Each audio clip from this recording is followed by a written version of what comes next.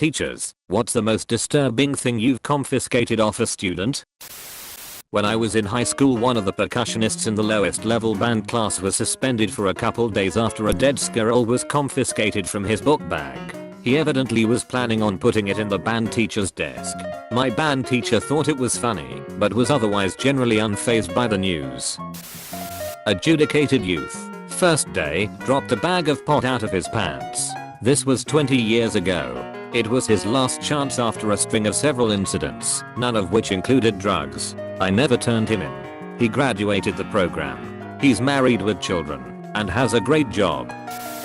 Not my story, but my psychology teacher used to work with underprivileged kids. One student, maybe 6 to 8 years old, really enjoyed his class and gave him a jar as a gift. What's in the jar? Jelly? Jam? No. The teacher noticed, cuts all over the boy's arms, and slowly puts the jar down. It was full of old/new blood. Completely filled. He figures that the kid saw it as a part of him, and probably saw it as something very symbolic and meaningful. He says he was told when he started to never look up the kids he worked with, because very few times is it a happy ending. The teacher's a great person. I imagine he just got a counselor and had an ambulance check the kid out and dispose of the jar. The kid's mother was also a drug addict. A hand-drawn tentacle porn hentai comic. Not me personally, but at my school, we had a 6th grader get busted smoking pot in the bathrooms, so he was suspended. On the day he came back, he had to report to the office, and they told him they were going to check his bag.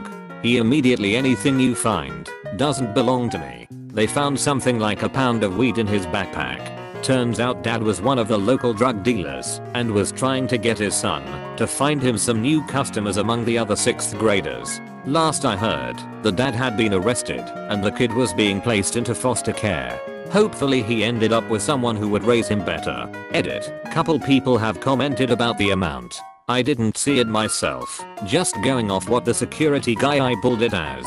It was also described as a stupidly large amount. I'm so proud of the disturbing things I confiscated from my students. Worked at a school year where the kids historically had bad reps, but dang were they adorable. Practice blunts of paper and tacky crumbs.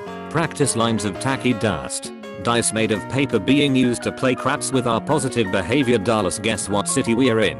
My absolute favorite. Student and I were working together at our intervention table. We are both autistic, have PTSD, ADHD. We get in trouble a lot. Somehow a teacher-student duo constantly towing the line with admins. Student was having some issues with inappropriate sexual behavior at the time, so when their book bag started vibrating, I was fucking mortified and terrified. Our eyes met. They knew I knew. Silence. Then they pulled out a vibrating toothbrush. Best prank ever. A razor blade. Apparently cutting is a thing middle school girls do a lot. Once there was a girl in my class who was writing into her diary during lesson, so the teacher took it off her. Turns out it was a hit list of all the people she wanted dead, along with a motive for each person. I was on it too for some reason. She also wrote down contacts for hitmen who she wanted to hire to kill us. I'm pretty sure she got mental health help afterwards. Colleague confiscated a Porsche from an underage unlicensed kid. Called parents who told the kid in language of origin to ignore colleague and just drive it home anyway, illegally. Parent gave no fucks. Eventually they had to come down and collect the car because there was no way colleague was handing the keys back to the kid. There's a reason I call them elves. This story pretty much captures it beautifully. Entitled Little Fuckers. My best friend in junior high decorated the inside of his locker with a ton of pentagrams, and when a teacher saw it she freaked out and pulled him into the office, got the principal, and called his parents. My best friend was also kind of a chicken. We loved watching scary movies and reading horror novels and that kind of thing, but it was not without some consequences, like being awake for days and terrified of our own shadows for a while. As everyone was grilling him, his mom says he just clammed up and refused to say a word. Eventually that made the grown-ups more angry, and they demanded that he explain himself. Was he trying to summon demons or worshipping the devil? They eventually broke him, and he spilled it. He wanted to give the impression that he was edgy and cool and into dark magic, but he was too afraid that it would work on accident. So instead of using pentagrams, he used a bunch of the Star of David. Sure enough, the principal marched them all to his locker, the teacher calling him a liar the whole way. When they arrive and open the locker wide, they find not a shrine to the Dark Prince, but of the iconic Jewish symbology. Everyone was too hysterical to really keep a stern tone, and he was let off the hook.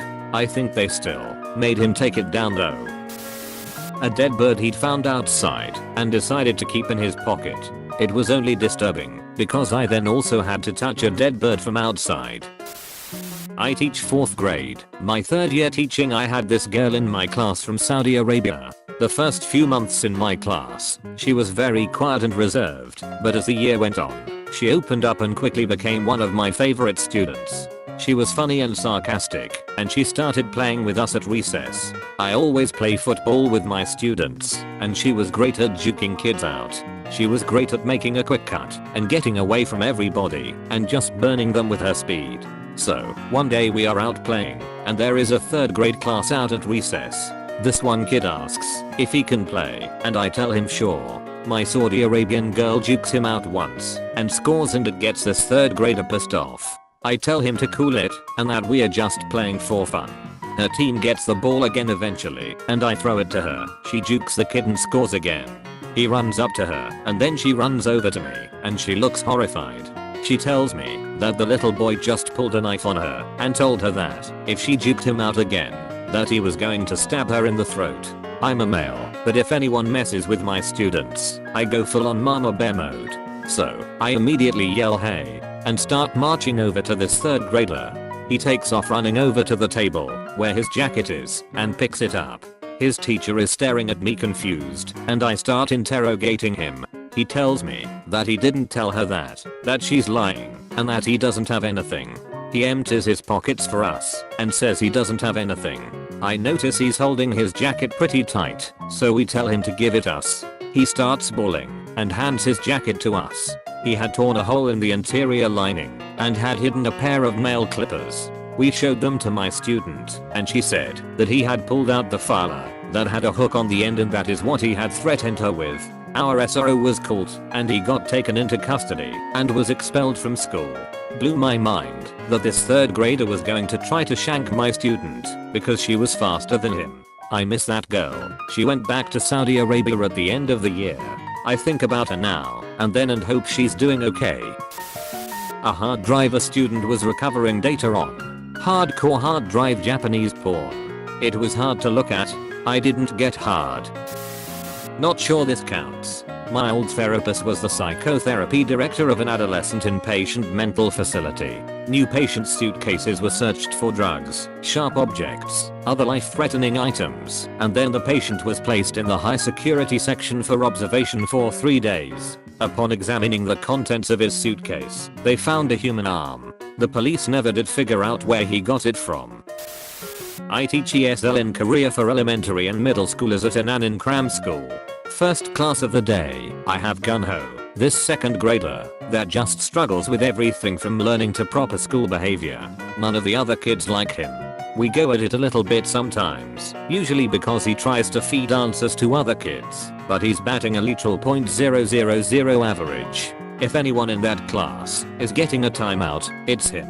During the Parkland school shooting aftermath, Gunho comes in suspiciously with something behind his back, and I ask him what he has. Little dude whips out a switchblade and stabs me in the leg before I can react. Not a real knife. Spring-loaded, retractable, dull.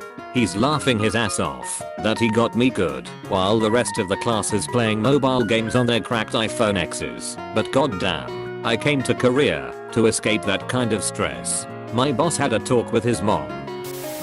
This happened to my friend's father, who was once a school teacher at a village somewhere near Patna, India. So he decided to check the school bags of some students. While checking the bag of a 6th grade student who was infamous for being notorious, 6 Indian country-made pistols were found. He just looked the kid in the eye, closed his bag, and never ever checked actual bags again. Needless to say, he left that place as AON as he could. Thanks for watching. Be sure to leave a like, comment, and subscribe to be entered into our iMac giveaway.